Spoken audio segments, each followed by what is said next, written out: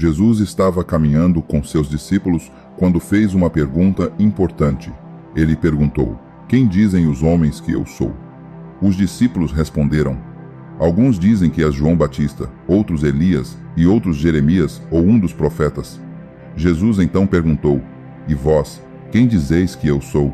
Pedro respondeu: "Tu és o Cristo, o Filho do Deus vivo." Jesus elogiou a resposta de Pedro e falou sobre a revelação divina. Ele disse que Pedro era bem-aventurado por ter recebido essa revelação de Deus. Jesus falou sobre a importância de reconhecer sua verdadeira identidade.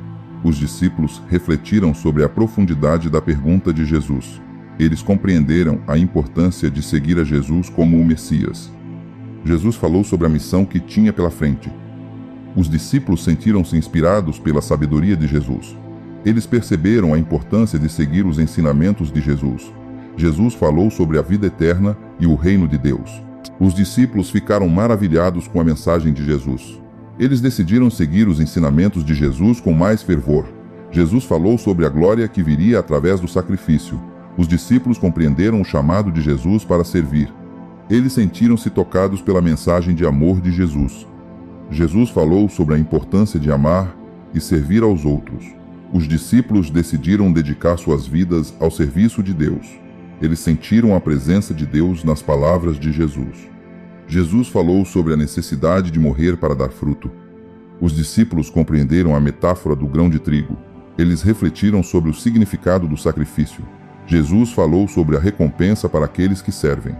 Os discípulos sentiram-se encorajados pelas palavras de Jesus. Eles decidiram seguir o exemplo de Jesus em suas vidas. Jesus falou sobre a importância de seguir a vontade de Deus. Os discípulos compreenderam a profundidade do chamado de Jesus. Eles sentiram-se inspirados a viver uma vida de serviço. Jesus falou sobre a glória que viria através do sacrifício. Os discípulos compreenderam o chamado de Jesus para servir. Eles sentiram-se tocados pela mensagem de amor de Jesus. Jesus falou sobre a importância de amar e servir aos outros. Os discípulos decidiram dedicar suas vidas ao serviço de Deus. Eles sentiram a presença de Deus nas palavras de Jesus. Jesus falou sobre a necessidade de morrer para dar fruto.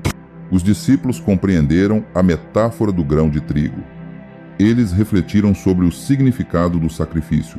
Jesus falou sobre a recompensa para aqueles que servem. Os discípulos sentiram-se encorajados pelas palavras de Jesus. Eles decidiram seguir o exemplo de Jesus em suas vidas.